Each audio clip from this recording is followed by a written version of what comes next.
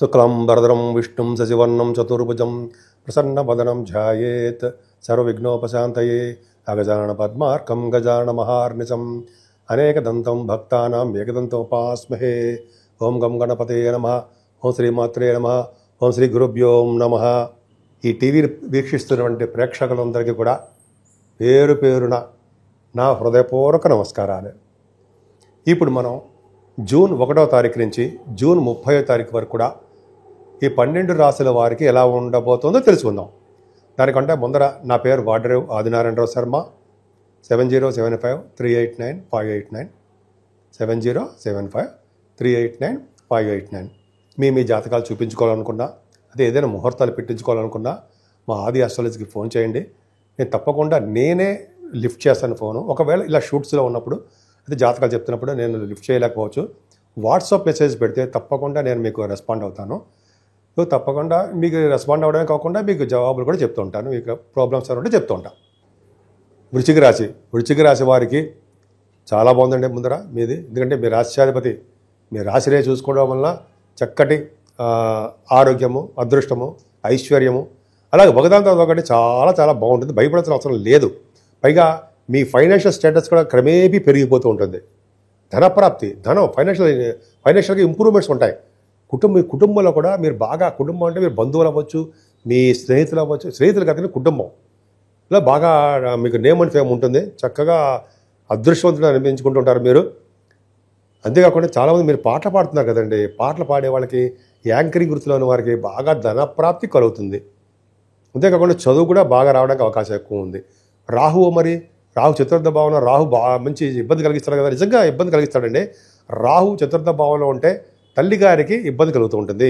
విద్యలో అనేకమైన ఆటంకాలు పొచ్చి తీరతాయి అంటాం, నిజమే. కానీ ఒక భగవంతుడు ఏం చేశాడు, మీకు గురుడు యొక్క ప్రభావం పెట్టాడు. అంటే గురు బలాన్ని మీకు 4th భావానికి పెట్టించాడు. వలన ఏమవుతుంది, తల్లిగారికి బాగుంటుంది. విద్యలోనూ కష్టపడి చదువుతారు మీరు, ఆ విద్యలోనూ రాణిస్తారు. రైతులకి ధనప్రాప్తి కలుగుతూ ఉంటుంది. అలాగే విదేశ పర్యటన చేస్తారు. మీరు ఉన్న భూమిని దగ్గర, అంటే మీరు జీవిస్తారంటే పుట్టిన ఊరు అనొచ్చు, నివసిస్తున్న ప్లేస్ అనొచ్చు, ఫారిన్ కంట్రీస్ వెళ్తారు. కొద్దిగా కష్టాలు ఉంటాయి, వెళ్తారు. అంతేకాకుండా ఆభరణ యోగం సంప్రాప్తిస్తుంది. ఎంత బాగుందండి వృశ్చిక రాశి వారికి. అలాగే పంచమస్థానంలో శని మాత్రం అంత అద్భుతమైన ఫలితాలు ఇవ్వడం. పైగా పుత్రిక సంతానం పుట్టడానికి అవకాశాలు ఎక్కువ ఉంటాయి. అంతేకాక సంతానం వల్ల కూడా చిన్న చిన్న ఇబ్బందులు ఉండడానికి అవకాశం ఉంది. పైగా స్టాక్ మార్కెట్లో కూడా లాసులు రావడానికి అది అవకాశాలు ఎక్కువ ఉన్నాయి. ఏదైనా శుక్రుడు ప్రభావం, 6వ భావంలో శుక్రుడు రాజయోగం ఇవ్వడండి. చెడు ఫలితాలు, చిన్న చిన్న ఇబ్బందులు, అసలు శుక్రుడు వల్ల అనేక ప్రాబ్లమ్స్ వస్తూ ఉంటాయి. భయపడాల్సిన అవసరం లేదు. కానీ 7వ స్థానంలో రవి బుధులు వస్తారా, మీ జాతకంలో కూడా చూసుకోండి. 7వ స్థానంలో రవి బుధులు అంటే అందమైన భర్తని, అందమైన భార్య వస్తారని, కోరుకున్న సంబంధం జరుగుతుందని, జనరల్గా పెళ్ళి అయిన తర్వాత, వివాహం అయిన తర్వాత వాళ్ళ దాంపత్య జీవితము, వాళ్ళ వైవాహిక జీవితము అద్భుతంగా ఉంటుందని నేను చాలా చోట్ల చదివాను. నేను శాస్త్రంలో చాలా చోట్ల చదువుతుంటాను. నేను బుక్స్ రెఫర్ చేస్తూ ఉంటాను. నిరంతర విద్యార్థి కదా మనం ఏం నీటి బొట్టు సముద్రంలో. సరే, ఆ పక్క పెడదాం. రవి బుధుల వలన మీకు వ్యాపారాభివృద్ధి కూడా చాలా బాగుంటుంది, చాలా చాలా అద్భుతంగా ఉంటుంది. కానీ శనీశ్వరుడు కూడా చూస్తున్నాడు కాబట్టి ఆలస్యంగా వివాహాలు అవుతాయి. దగ్గరకు వచ్చిన సంబంధాలు సులువు అయిపోతుంటాయి, కానీ వివాహ వేడుకలు ఖచ్చితంగా జరుగుతాయి. కానీ ఈ రవి బుధులే మళ్ళీ అష్టమంలోకి వచ్చేస్తారు. అమ్మ బాబాయ్, అష్టమంలో రవి బుధులా, అష్టమంలో గురుడా, ఏం భయపడాల్సిన అవసరం లేదు. అష్టమ గురుడే ఆయుర్దాయాన్ని ఇస్తాడు. కానీ చికాకులు, అనారోగ్య సమస్యలు, చిన్న ప్రాబ్లమ్స్ ఇవ్వడానికి అవకాశాలు ఉన్నాయి గురుడు వలన. కానీ అష్టమాధిపతి అష్టమస్థానం ఉన్న సంగతి మర్చిపోకూడదు మనం. అష్టమాధిపత బుధుడండి. బుధుడితో కలిసిన రవి ఉన్నాడు. అంటే జనరల్గా రవి బుధులు అలా కలిసి ఉంటే బుధాత్యోగం అంటుంటాం. రవి బుధులు కలిసి ఉండడం వలన, కాకపోతే ఇక్కడ బుధాత్యోగం ఉండదు. కానీ రవి బుధుల వలన ఏమవుతుందంటే జనరల్గా మీకు అష్టమ స్థానం ఉండడం వల్ల విదేశాలు వెళ్ళడానికి అవకాశం ఎక్కువ. గవర్నమెంట్ ద్వారా ధనప్రాప్తి కలుగుతుంది.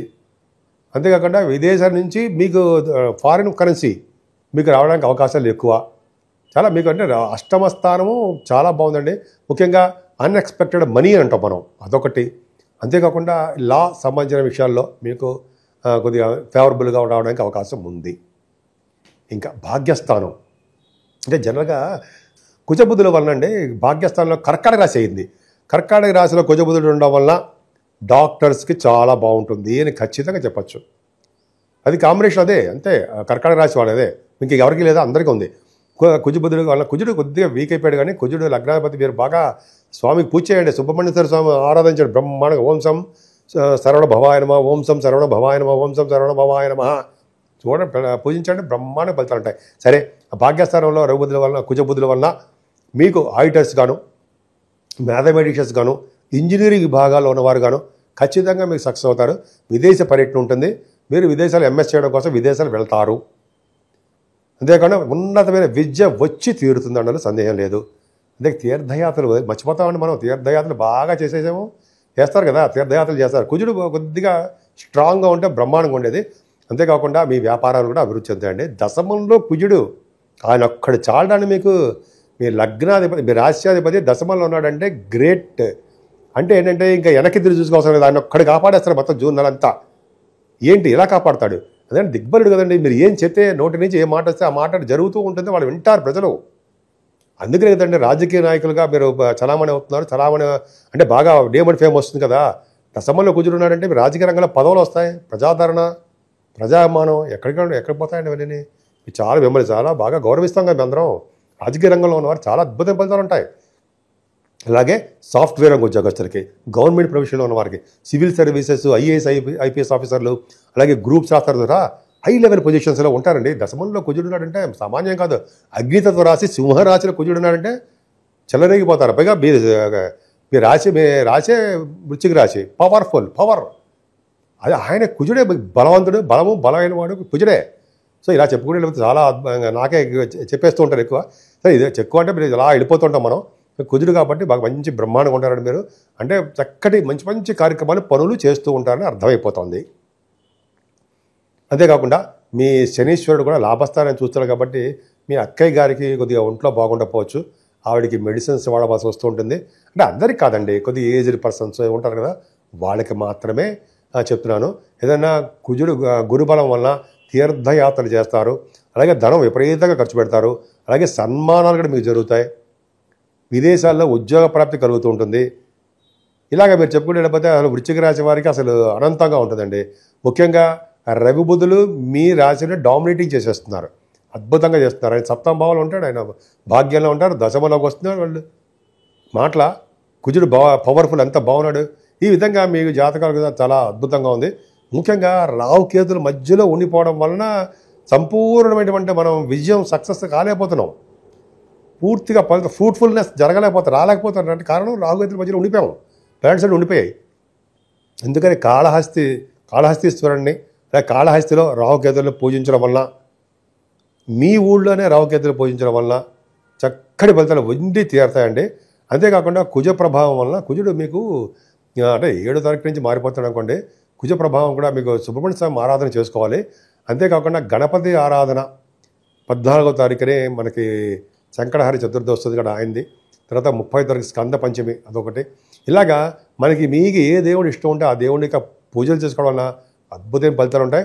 ముఖ్యంగా వృశ్చిక రాశి వారికి కుజ బలమే బాగా ఉంది. మీ కుజుడు అంటే భాగ్యాలలో ఉన్నాడు, ఆయన దశమంలో ఉన్నాడు, భాగ్య రాజ్యాల స్థానంలో ఉన్నాడు కాబట్టి అలాగే మీకు భాగ్యస్థానము రాజ్యస్థానం అంటే ఉద్యోగ ప్రాప్తి, అలాగే పొలిటికల్ రంగంలో పదవుల ప్రాప్తి, ఇలాగ మీరు చెప్పుకునేటప్పుడు అద్భుతమైన ఫలితాలు ఉన్నాయండి. మీకు చాలా అద్భుతంగా ఉన్నది. మీకు ఏం భయపడాల్సిన అవసరం లేదు. సుబ్రహ్మణ్యేశ్వర స్వామియే మిమ్మల్ని కాపాడుతాడు. అమ్మవారిని పూజ చేయండి, మంచి ఫలితాలు ఉండి తీరుతాయి.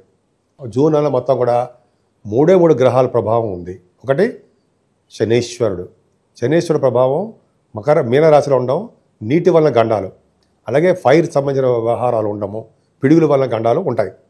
అలాగే రాహుకేతుల మధ్యలో సర్పదోషం, కాల సర్పదోషంలో ఉండిపోయాయి, సవ్యకాల సర్పదోషంలో ఉండిపోయాయి. అంటే ఈ 3 గ్రహాల మధ్యలో మిగతా గ్రహాలన్నీ కూడా ఉండిపోవడం వలన 12 రాశుల వాళ్ళకి అనుకున్నంత ఫలితాలు రాలేకపోతుంటాయి.